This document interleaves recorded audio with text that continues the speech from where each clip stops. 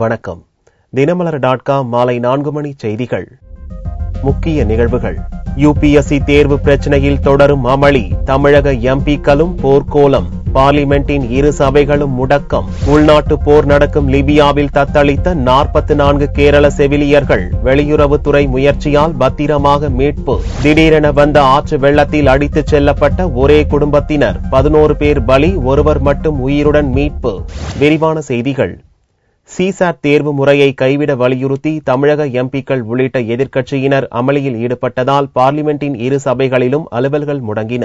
ஆங்கிலம் பேசுபவர்களுக்கு சாதகமாக இருக்கும் என்று குற்றம் சாட்டப்படும் சிவில் சர்வீஸ் தேர்வுக்கான நடைமுறையில் மாற்றங்களை செய்ய வலியுறுத்தி யுபிஎஸ்சி தேர்வர்கள் கடந்த சில நாட்களாக டெல்லியில் பல்வேறு போராட்டங்களை நடத்தி வருகின்றனர். மாணவர்களின் கோரிக்கையை ஆராய்ந்த மத்திய அரசு முதல்நிலை தேர்வின் 2ஆம் தாளில் ஆங்கில அறிவை சோதிக்கும் பிரிவுக்கான மதிப்பெண்கள் தரவரிசை பட்டியலில் கணக்கில் கொள்ளப்படாது என்று லோக்சபாவில் அறிவித்தது.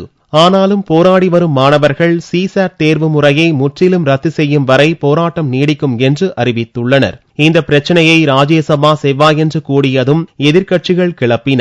காங்கிரஸ், மார்க்சிஸ்ட், இந்திய கம்யூனிஸ்ட், அதிமுக, திமுக, சமாஜ்வாடி, பகுஜன் சமாஜ் கட்சிகளின் உறுப்பினர்கள் சிவில் சர்வீஸ் தேர்வுக்கான முதல்நிலை தேர்வுகளை அனைத்து பிராந்திய மொழிகளிலும் நடத்த வலியுறுத்தினர். उसमें भारतीय भाषाओं का सवाल भी है. इस सीसेट के चलते ये देखिए 2011 सर 2011 में आप जो है वो जो कन्नड़ के विद्यार्थी हैं वो 5 हो गए, 5 हो गए, और जो वो तेलुगु देशम के जो बच्चे हैं वो 117 की जगह 9 हो गए. Please don't interrupt. Wait. Please behave properly. 14. They are reduced to 14. यानी ये सवाल ये है कि संपूर्ण भारतीय भाषाओं के बच्चों का संख्या सीसेट के लगने के बाद कम हुआ है. सीसेट தேர்வு முறையை முழுவதுமாக கைவிட வேண்டும் எனவும் கோஷங்களை முழங்கினர். Dr. Mehtrian, 1 minute please. 1 minute.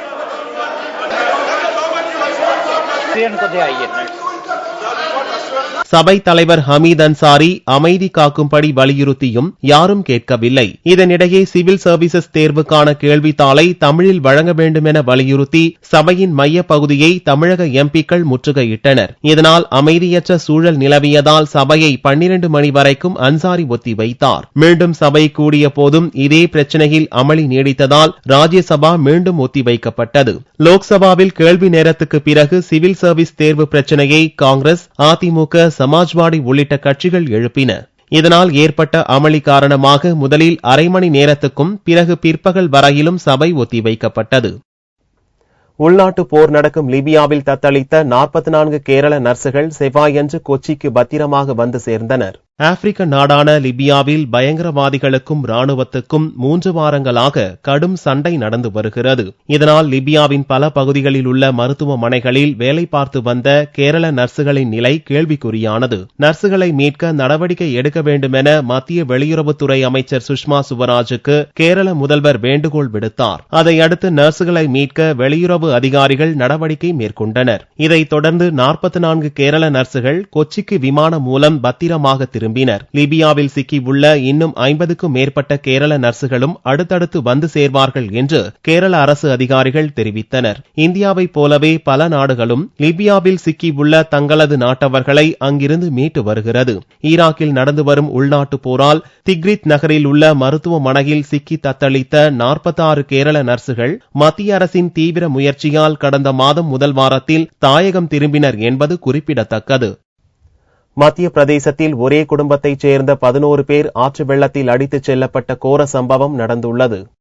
மத்திய பிரதேச மாநிலம் ஜபல்பூர் மாவட்டத்தைச் சேர்ந்த 4 முஸ்லிம் குடும்பத்தினர் தமோ மாவட்டத்தில் உள்ள பக்தாரி என்னும் பகுதியில் உள்ள நீர்வீழ்ச்சிக்கு சுற்றுலா சென்றனர். நீர்வீழ்ச்சிக்கு அருகில் உள்ள பகுதியில் ஓடும் நீரோடையில் 12 பேர் விளையாடிக் கொண்டிருந்தனர். அப்போது நீரின் வரத்து திடீரென பெருக்கெடுத்ததில் 12 பேரும் நீரில் அடித்துச் செல்லப்பட்டனர். இது பற்றி அறிந்ததும் தீயணைப்பு வீரர்கள், நீச்சல் வீரர்கள் விரைந்து வந்து 8 பேரின் உடல்களை மீட்டனர். 20 வயது நிரம்பிய ஷப்னம் என்ற இளம்பெண்ணை மட்டுமே மீட்பு படையினரால் உயிருடன் காப்பாற்ற முடிந்தது. எஞ்சிய 3 உடல்களை தேடும் பணி நடந்து வருகிறது. 4 मुस्लिम फैमिली थी जो 4 गाड़ियों में जबलपुर से यहाँ आई थी पिकनिक मनाने के लिए। उसमें से 3 फैमिली नदी के इस तरफ रही और एक फैमिली नदी पार करके उस तरफ चली गई। जब नदी में पानी थोड़ा सा बढ़ने लगा तो वो नदी पार करने के चक्कर में कि हम जल्दी अपने परिवार वालों के पास पहुंच जाएं, नदी को पार करने लगे। तभी पानी का रेला आ गया और जो पूरे के पूरे 12 लोग बह गए, जिसमें से एक बच्ची जिसका नाम सवाना है उसको बचा लिया गया है। बाकी लोगों को देखा जा रहा है। 6 बॉडी अभी मिल गई है, बाकी अभी देख रहे हैं। சுற்றுலா தலங்களில் ஆபத்தான இடங்களில் எச்சரிக்கை பலகை வைக்காததே இந்த சம்பவத்துக்கு காரணம் என்று மத்திய பிரதேச அரசு மீது காங்கிரஸ் எம்எல்ஏ குற்றம் சாட்டினார். के माध्यम से इतना ज्यादा जागरूकता फैलाई गई है कि ऐसे पिकनिक स्पॉट में ऐसे समय पे सुरक्षा दी जाए और चेतावनी के बोर्ड लगाए, लेकिन शासन प्रशासन उसके बाद भी सचेत नहीं रहा है। और ये हमें जो ये घटना हुई हमें पूरा दोष शासन प्रशासन का ही है, क्योंकि वो सचेत नहीं हो पा रहे हैं। माननीय मुख्यमंत्री जी मेरा निवेदन है कि गंभीरता से लें और ऐसे जो पिकनिक स्पॉट है वहां पर सुरक्षा व्यवस्था लगाएं। இன்னொரு சம்பவத்தில் குஜராத் மாநிலம் நர்மதா மாவட்டத்தில் உள்ள கோரா கிராமம் அருகே ஆற்று பாலத்தில் திங்களன்று சென்று கொண்டிருந்த ஒரு ஆட்டோ திடீரென தாறுமாறாக ஓடி நர்மதை ஆற்றில் பாய்ந்தது. இதில் 6 பள்ளி மாணவிகள் நீரில் மூழ்கி இறந்தனர். 7 மாணவ மாணவிகளை மீட்பு படையினர் மீட்டனர். காவிரியில் நீர்வரத்து தொடர்வதால் மேட்டூர் அணையின் நீர்மட்டம் 90 அடியாக உயர்ந்துள்ளது. கர்நாடக மாநிலத்தில் தீவிரமடைந்துள்ள பருவமழையால் அங்குள்ள கபினி மற்றும் கிருஷ்ணராஜசாகர் அணைகள் நிரம்பி வழிகின்றன. அணைகளின் பாதுகாப்பு கருதி காவிரி ஆற்றில் தண்ணீர் திறக்கப்பட்டுள்ளது. பெருக்கெடுத்து வரும் தண்ணீரால் தமிழக எல்லையான ஒகேனக்கல் நீர்வீழ்ச்சியில் வெள்ளப்பெருக்கு ஏற்பட்டுள்ளது. இந்நிலையில் செவ்வாயன்று வினாடிக்கு 42,347 அடி தண்ணீர் வந்து கொண்டிருப்பதால் அணையின் நீர்மட்டம் மலமளவென உயர்ந்தது. ஒரே நாளில் 2 அடி உயர்ந்து தற்போது அணையின் நீர்மட்டம் 90.19 அடியாக உள்ளது. காவிரி ஆற்றிலிருந்து வரும் தண்ணீரின் அளவு தொடர்ந்து அதிகரிப்பதால் விரைவில் மேட்டூர் அணையின் முழு கொள்ளளவான 120 அடியை எட்டும் வாய்ப்பு ஏற்பட்டுள்ளது. இதனால் அணையிலிருந்து விரைவில் காவிரி டெல்டா பாசனத்திற்காக தண்ணீர் திறக்கப்படும். இதனிடையே அணையிலிருந்து 800 கன அடி தண்ணீர் வெளியேற்றப்படுகிறது. மேற்கு தொடர்ச்சி மலைப்பகுதியில் பெய்யும் கனமழையால் கோவை சிறுவாணி அணை நிரம்பி வழிகிறது. கோவை அருகே மேற்கு தொடர்ச்சி மலைப்பகுதியில் கடந்த சில நாட்களாக கனமழை பெய்து வருகிறது. இதனால் கோவையின் குடிநீர் ஆதாரமாக உள்ள சிறுவாணி அணையின் நீர்மட்டம் மளமளவென உயர்ந்து முழு கொள்ளளவை எட்டியது. இதனால் அணையிலிருந்து உபரி நீர் மதகுகள் வழியாக பவானி ஆற்றில் திறந்துவிடப்பட்டுள்ளது. சிறுவாணி அணை அருகே உள்ள முத்திக்குளம், பாம்பாறு, சோலையாறு, யானையாறு போன்ற அருவிகளில் தண்ணீர் ஆர்ப்பரித்து விழுகிறது. மேற்கு தொடர்ச்சி மலையில் பல புதிய அருவிகளும் உருவாகியுள்ளன. சிறுவாணி அணையிலிருந்து தண்ணீர் திறக்கப்பட்டதால் பவானி மற்றும் நொய்யல் ஆறுகளில் வெள்ளம் பெருக்கெடுத்துள்ளது. சிறுவாணி அணைக்கு செல்லும் பகுதியில் பல இடங்களில் மண் சரிவு ஏற்பட்டு அதிகாரிகள் அணைக்கு செல்ல முடியாத நிலை ஏற்பட்டுள்ளது. தொடர்ந்து மழை பெய்து வருவதால் கோவை மாவட்ட மக்கள் மகிழ்ச்சி அடைந்துள்ளனர். சிறுவாணி மற்றும் பில்லூர் அணைகள் நிரம்பி உள்ளதால் வரும் 6 மாதத்திற்கு குடிநீர் தட்டுப்பாடு இருக்காது என்று அதிகாரிகள் தெரிவித்தனர். தமிழக சட்டசபை கூட்டத்தொடரின் நடவடிக்கைகளை செவ்வாயன்று தனியார் பள்ளி மாணவர்கள் ஆர்வத்துடன் நேரில் பார்த்து சென்றனர். கடந்த மாதம் 10ஆம் தேதி துவங்கிய சட்டசபை கூட்டத்தொடரில் தினந்தோறும் துறை ரீதியான மானிய கோரிக்கை மீதான விவாதம் நடந்து வருகிறது. செவ்வாயன்று இந்து சமய அறநிலையத்துறை மானிய கோரிக்கை மீதான விவாதம் நடந்தது. சட்டசபை நடவடிக்கைகளை காண்பதற்காக சென்னை கௌரிவாக்கம் தனியார் பள்ளி மாணவ மாணவிகள் செவ்வாயன்று வந்திருந்தனர். சபை நிகழ்ச்சியை பார்த்துவிட்டு திரும்பிய மாணவர்கள் தங்கள் பாடத்திட்டத்தின் ஒரு பகுதியாக சபை நடவடிக்கைகளை பார்வையிட்டதாகவும் புதுமையான அனுபவமாக இருந்தது என்றும் கூறினர். இது ஒரு எஜுகேஷனல் ட்ரிப் அப்படின்னு நீங்க வச்சுக்கலாம். ஏன்னா நாங்க படிச்சிருக்கோம் இந்த லெசனை பத்தி சாப்டர்ஸ்ல. ஆனா இது நேராவே நாங்க வந்து பார்க்கிறது ரொம்ப டிஃப்ரெண்டான எக்ஸ்பீரியன்ஸா இருக்கு. நாங்க இப்படிலாம் இருக்கும்னு நினைச்சு பார்த்தது இல்ல. பட் ரொம்ப டிஃப்ரெண்டா இருக்கு. உள்ள உட்காந்து ஹாஃப் அன் ஹவர் அப்சர்வ் பண்ணோம். ரொம்ப நல்ல ஒரு பக்கம் டிபேட் பார்த்து ஒரு ஃபீலிங் எங்களுக்கு இருக்கு. புக்ல படிச்சது வேற, ஆனா நாங்க இங்க பார்த்து கத்துக்கிட்டது நிறையவே இருக்கு. கத்துப்போம் நம்பிக்கை இருக்கு. நாங்க வந்து எஜுகேஷனல் ட்ரிப் மாதிரி வந்திருக்கோம் லெஜிஸ்லேட்டிவ் அசெம்பிளியை பார்க்க. நம்ம மோஸ்ட்லி வந்து படிக்க தான் செஞ்சிருப்போம், புக்ஸ்ல படிச்சிருப்போம். லெஜிஸ்லேட்டிவ் அசெம்பிளினா எப்படி இருக்கும், எவ்வளோ விமன் வந்து இப்படி இருப்பாங்க அப்படின்றதெல்லாம் படிச்சிருக்கோம். ஆனா ரியல் லைஃப்ல வந்து விஷுவல் ட்ரீட் ஆட்டம் வந்து நாங்க வந்து பார்த்தது நிஜமாலே ரொம்ப நல்லா இருந்துச்சு. ஒரு டிஃப்ரெண்ட் எக்ஸ்பீரியன்ஸா இருந்துச்சு. இந்த மாதிரி எல்லா ஸ்கூல்ஸையும் கூட்டிட்டு வந்தாலும் நல்லா இருக்கும்னு தோணுது. செவ்வாயன்று மாணவர்கள் வந்திருந்த நேரத்தில் தமிழக முதல்வர் ஜெயலலிதா சபையில் இல்லாததால் அவரை பார்க்க முடியாத ஏமாற்றத்துடன் சென்றனர். புதனன்று காவல்துறை மானிய கோரிக்கை மீது முதல்வர் ஜெயலலிதா பதிலுரை வழங்குகிறார் என்பது குறிப்பிடத்தக்கது. சென்னை ராஜீவ் அரசு பொது மருத்துவமனையில் 1143 சிறுநீரக மாற்று அறுவை சிகிச்சைகள் நடந்து முடிந்துள்ளன. மனித உடல் பாகத்தில் முக்கிய பங்கு வகிக்கும் உறுப்புகளில் ஒன்று சிறுநீரகம். 2 சிறுநீரகங்களில் ஒன்று நன்றாக இருந்தால் மனிதன் உயிர் வாழ முடியும். ஆனால் 2 சிறுநீரகங்கள் முற்றிலும் செயலிழந்துவிட்ட நோயாளிகளுக்கு மாற்று சிறுநீரக அறுவை சிகிச்சைதான் ஒரே தீர்வு. சிறுநீரகங்கள் செயலிழந்துவிட்ட நோயாளிகளுக்கு மாற்று சிறுநீரக அறுவை சிகிச்சை மூலம் பொருத்தப்படும் புதிய சிறுநீரகம் 2 வழிகளில் பெறப்படுகிறது. ஒன்று நெருங்கிய உறவினரிடம் இருந்து தானம் அல்லது மூளைச்சாவு ஏற்பட்ட நபரிடம் இருந்து தானம். இதை பின்பற்றி செய்யப்பட்ட சிறுநீரக அறுவை சிகிச்சையில் சென்னை ராஜீவ் மருத்துவமனை 1000 தாண்டி உள்ளது. நாளை ஆகஸ்ட் 6வது நாள் உலக உடல் உறுப்பு தான தினமாக அனுசரிக்கப்படுகிறது. அதாவது வேர்ல்ட் ஆர்கன் டொனேஷன் டே. இப்படிப்பட்ட ஒரு நாள் எதுக்காக அனுசரிக்கப்படுகிறது என்று கேட்டால், to create more awareness about organ donation, அதாவது உடல் உறுப்பு தானம் பற்றிய விழிப்புணர்வு பொது மக்களிடையே மிக விரிவாக சென்றடைய வேண்டும் என்பது முதலாவது நோக்கம். இன்னொன்று, உடல் உறுப்பை தானமாக கொடுத்தவர்களுக்கு ஒரு நன்றி அறிவிக்கும் தினமாகவும் இது அனுசரிக்கப்படுகிறது.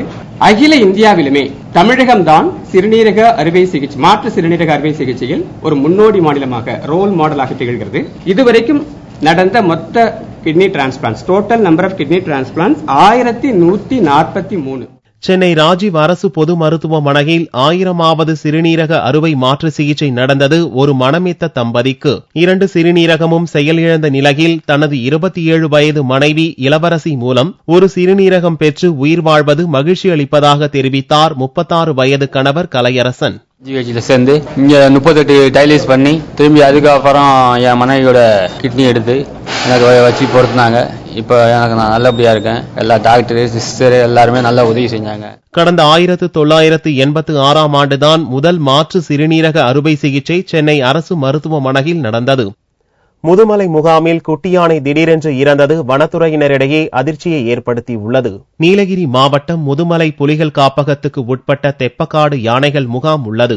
இங்கிருந்த 3 வயது பெண் யானை குட்டி காவேரி திங்களன்று திடீரென மயங்கி விழுந்து இறந்தது. கடந்த ஆண்டு முதுமலை யானைகள் முகாமுக்கு முதல்வர் ஜெயலலிதா சென்றபோது இந்த யானைக்குட்டிக்கு காவேரி என்று பெயர் சூட்டினார். அப்போது ஜெயலலிதாவை தனது தும்பிக்கையால் காவேரி செல்லமாக தள்ளியதை அடுத்து இந்த யானைக்குட்டி பிரபலமானது. இறந்து போன குட்டி யானையின் உடல் புலிகள் காப்பக கால்நடை மருத்துவமனையில் பிரேத பரிசோதனை செய்யப்பட்டது. ஆனாலும் யானையின் இறப்புக்கான காரணம் எதுவும் தெரியவில்லை என்று மருத்துவர்கள் கூறியுள்ளனர். யானையின் உடல் பாகங்கள் பரிசோதனைக்காக அனுப்பப்பட்டுள்ளதாகவும் அறிக்கை வந்த பிறகே காரணம் தெரியவரும் என்றும் மருத்துவர்கள் கூறினர். காவேரி 10 நாள் குட்டியாக இருந்தபோது தாயை பிரிந்து அனாதையானது.